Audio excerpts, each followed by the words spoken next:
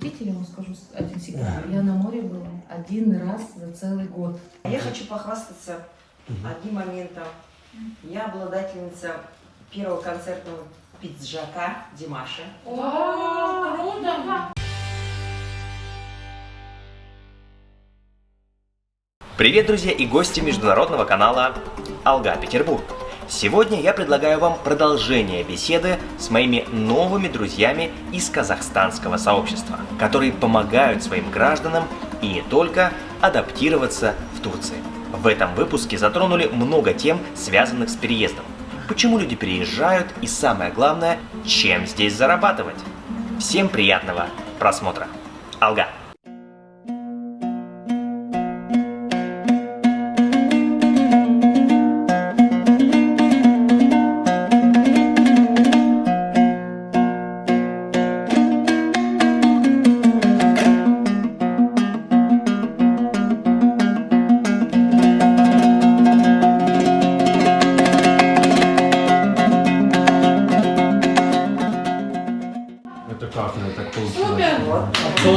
Это мне сынок купил на аукционе. Вот Димаш в этом костюме. Вот это да. Это эксклюзив. Это вот я. Это моя дочка стоит, вот держит. Я сфотографировала. Да. Это здорово. Поэтому фанатов в Казахстане у Димаша много.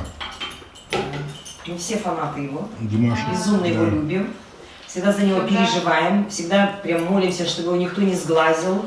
Чтобы никакой микробик на него не попал. Чтобы, не дай бог, на него никто не чихнул, не кашлянул. Вот так мы его любим. Скажите, а есть шанс, что он когда-нибудь прилетит в Аланию? Есть. Мы готовимся к этому. Ну, он знаком с его родителями. Да, лично. Да. И он работает над этим, чтобы он прилетел сюда. С концертом, наверное. По приглашению. Ну, конечно. Может быть, отдыхать, да? И отдыхать. Ну, это приятно с полезным. И отдых, и концерт. Здесь, Ну, это по-моему, высший пилотаж. аудитория будет мощная. А какие у вас планы? Скажите, поделитесь. Да. Планы у нас такие. Мы очень долго вообще вынашивали идею поехать в Казахстан. Именно поехать попутешествовать. То есть нам было прям, прям было дико интересно. Не только город, а вот именно посмотреть культуру, в аул какой-то заехать, на свадьбе какой-нибудь, в степи переночевать, там, каньоны посмотреть. Куча фотографий пересмотрели, всего-всего-всего, и в голове вот это прям хотим. Начали думать, как это все сделать, и пришли к тому, что на велосипеде мы хотели сначала автостопом, потом подумали, это слишком будет как-то очень долго. Велосипедом мы поняли, что физически мы просто не потянем. Машина неинтересна, потому что достаточно просто. И в итоге пришли к мотоциклу. Хотели мотоцикл, это будет супер. Мы все, идем.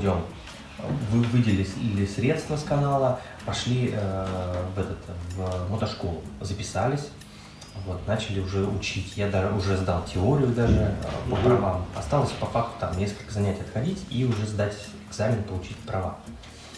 Параллельно мы что начали делать? Вот эти все магазины мототехники, мотоэкипировки. Мы стали ходить и говорить, что вот мы поедем в Казахстан. Мы сможем прорекламировать вашу технику. То есть мы были в поиске именно спонсора, чтобы кто-то появился и помог нам эту идею осуществить. И вот прям конкретного спонсора нам найти не удалось. А из-за того, что у нас очень много друзей из Казахстана, в том числе и в Петербурге, есть один дядечка, который, вот мы ему там периодически помогали там с квартирой, по хозяйству, что-то вот помочь, там экскурсию какую-то провести. Там. Мы как-то так с ним сдружились, он говорит, а вот я тут в Турцию поеду, давайте, хотите, и я вас с собой возьму, путевку вам оплачу, поедете отдохнуть.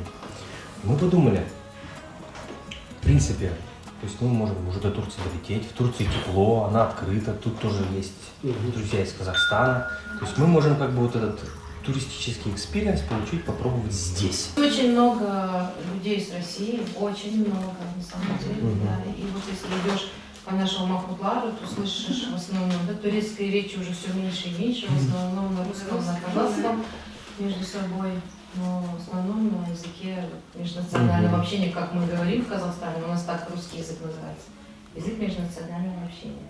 То есть, потому что у нас в Казахстане живет представители 122. 122 наций, да. И вот единственный язык, на котором можно, ну, друг друга сейчас люди понимают, да, несмотря на то, что казахский язык ставится, да, во главу угла государственного, то есть правительство много сил и денег и всего на это выделяет, и в принципе есть для этого весь потенциал, но тем не менее пока вот русский язык остается языком межнационального общения, он будет всегда.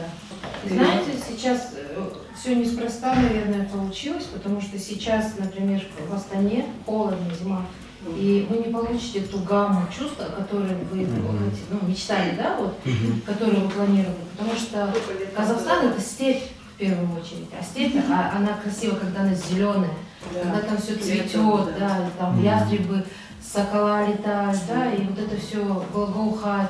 Вот тогда ты почувствуешь, что такое Казахстан. А когда ты выходишь, да, и там метель, да, и ой, давай, быстрее, все, заворачиваем, все, сняли, давай. Это не Казахстан для вас будет. Поэтому, Это может быть, май-июнь. да, в мае самое то. А уже начиная с июля начинается жара, степь начинает желтеть, выгорать.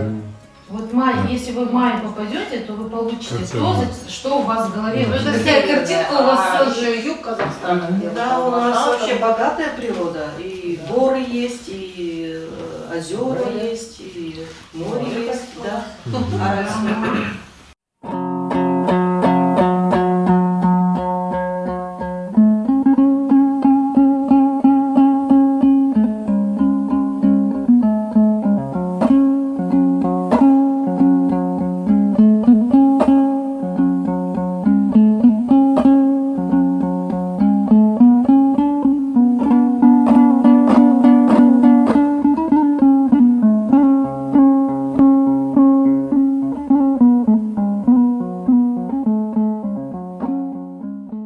Да, 7 лет имеем недвижимость здесь, и каждый год летали на 2 месяца, когда отпуск был. А вот с ноября месяца мы приехали на продолжительное время сюда.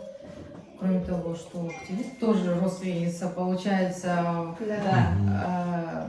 на казахский, как это перевести? Этих уважаемых людей. Этих уважаемых людей мы с одного рода, как оказалось. То есть все здесь, в общем-то, каким-то косвенным или прямым способом по этим, да, причастны к нашим первооткрывателям. Близкие по духу люди и те, которые, когда вдали от родины, тянешься к своим землякам, потому что это только вдали можно оценить.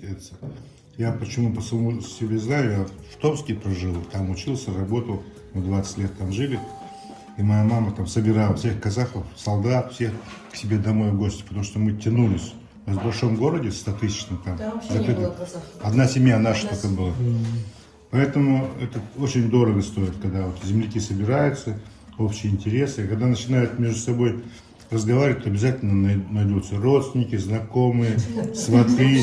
Поэтому Гитлер говорил, казахов надо расстреливать, не допрашивая. Если будешь допрашивать, то обязательно он окажется твоим родственником. Слушайте, а знаете, мне что интересно? Вот я, допустим, понятно, у меня сейчас есть как бы профессия, которую я стремлюсь развивать, блогерство. Да, оно независимо от, ну, условно говоря, местоположения. Я могу этим заниматься и в любой другой стране. А вот я потому что думаю, что большинство людей останавливает именно переехать в другую страну, потому что думают, а чем я буду заниматься? Как я буду зарабатывать себе на хлеб? Мы пенсионеры, нам попроще, поэтому... Я офицер запаса, мне тоже Всевышний дает. Ежемесячно. И мне часто задают наши друзья, товарищи вопрос о том, что делать здесь можно, да? И, конечно, для того, чтобы, если ты переезжаешь, нужно подготовиться. Без языка, естественно, да, это будет очень сложно. Во-первых. Во-вторых, нужно почву понять, насколько ниша твоя, в которой ты трудишься, насколько она здесь популярна и нужна. То есть, если ты на своей родине, ты являешься первоклассным мастером, здесь может быть просто эта ниша, ну, она не развита, и ты не имеешь вообще никаких, ну, как бы, да, этих горизонтов для развития.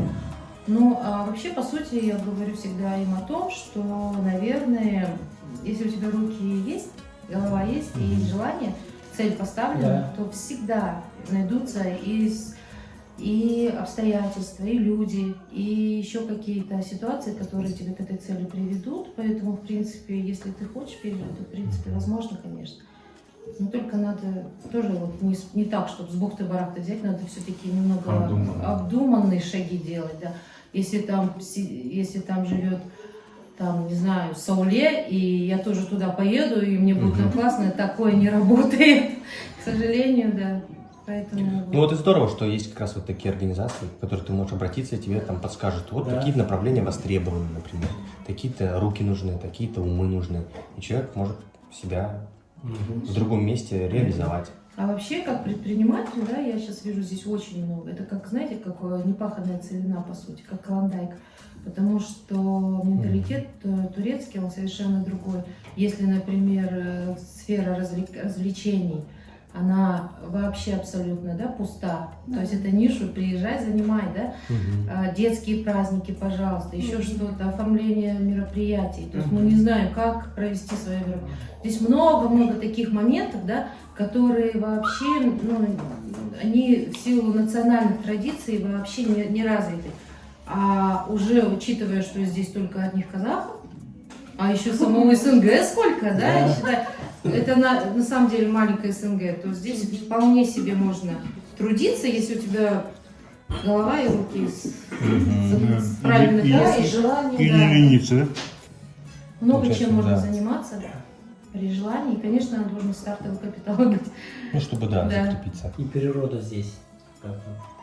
А вот насколько жару тяжело здесь переносить? Потому что вот я слышал, как бы все, разумеется, хвалят, говорят, это очень классный регион. Единственное, это вот эта жара, которая в июле, я так понимаю, в августе месяце. Вот вы же с ней уже столкнулись, как вот ее там? Ну, это все по-разному, Саша, все по-разному. Кто как. Я, например, спокойно переношу. Везде кондиционеры, в любой магазин зайдешь, дома кондиционеры, в автобусах, везде кондиционеры. А так, чтобы просто идти по улице такую жару, конечно, нет там, только по надобности. По поводу климата, дело в том, что есть же не только море, еще и горы есть. А с гор, как обычно, такой прохладный воздух, да? Да. И получается, вот у нас, например, стоит дом, с той стороны горы, мы и утром всегда там оттуда прохладно.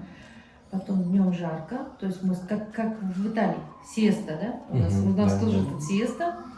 Ну, у кого есть возможность, мы днем не выходим или так своими какими-то делами домашними занимаемся, или в этом офисе. А вечером опять начинается такой какой-то, если с моря бриз, то оттуда такой прохладный воздух. Когда мэр Алании поздравлял с Новым годом, он надел маску, и у него здесь был знак, ну, цифра 82, по-моему, если я не ошибаюсь. То есть, когда ему задали вопрос, даже он сам сказал, почему вы спросите меня, если на сегодняшний день в Турции 81 регион, то он надеется, что, что вот в недалеком будущем у Алании появится, ну, то есть, статус нового региона, 82-го региона. Аэропорт свой уже есть, Газипаджан. Это преимущество почему? Потому что все деньги, все налоги уходят же в Анталию. А тут это будет все, это будет Алания, у него будет свой Алания бюджет, раньше был областной будет центр. еще больше развиваться. Недавно же присоединили ее к Анталии.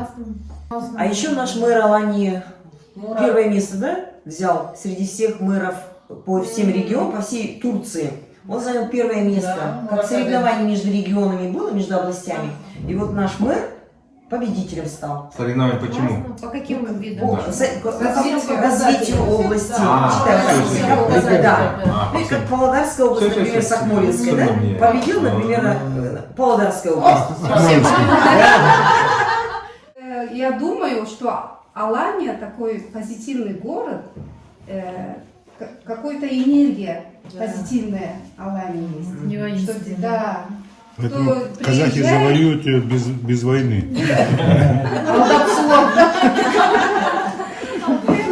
как раз я говорю, мэр спрашивает, почему казахов много стало, Айгуль-ханым? Я говорю, вот я историю послушала, я думаю, говорит, из-за энергетики, говорю. Из-за энергетики, вот узнали казахи, что хорошая энергия здесь на Алании. Вот теперь нас много стало. Да, говорит. Мы братья, говорит. Вы там, говорит, Канину сели, остались, говорит, а мы, говорит, сели. ускакали.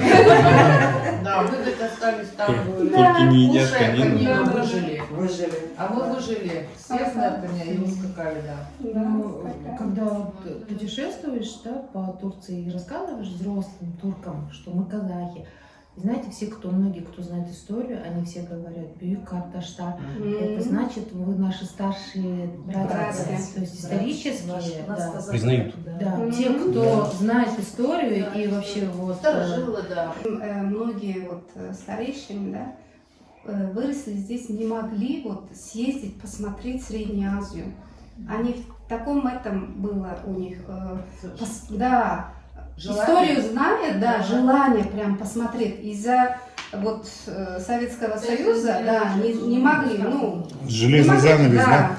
Тогда не могли. Вот как распался, они же тут же, Первые, да. да, сразу появились, много турков. Да. Вот они тогда рассказывали, у нас желание было посмотреть Среднюю Азию, посмотреть, вы как живете. Вот такие у них эти были эмоции. А в тот раз в субботу мы в старом городе гуляли, в Анталии. Мгм. Там на русском кто-то что-то предлагает, там турок, там, а мы не смотрим. А потом на казахском бац, алайсыне, харасай, сразу. Уже на казахском научили.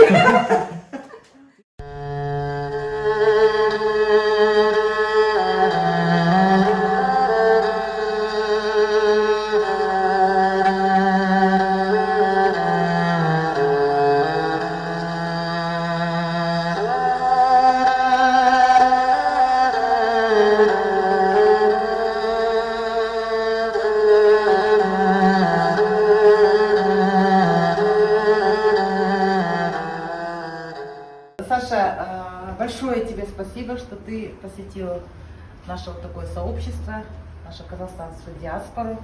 И вот мы хотим преподнести сувенир, такой скромненький. Это наш национальный инструмент, наш национальный инструмент домбра. Тут написано Казахстан.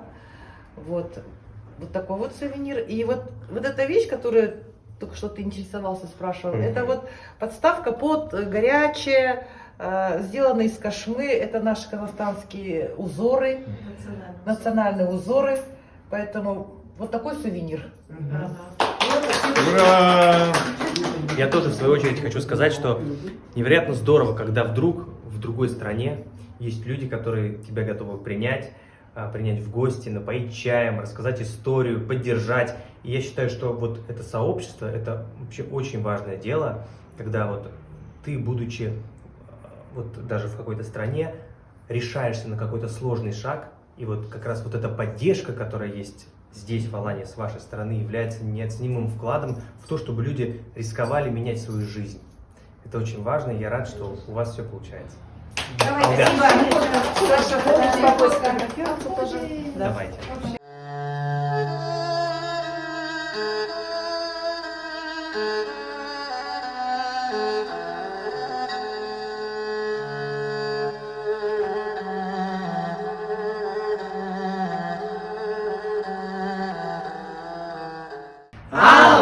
Петербург!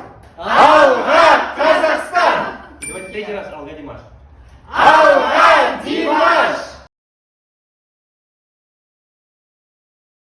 Подпишитесь на канал, если хотите вместе с нами изучать феномен Димаша Кудайбергена. Нажмите колокольчик, если готовы получать новый обзор первым. И не забудьте поделиться этим видео с друзьями. Пусть о казахском феномене узнают все.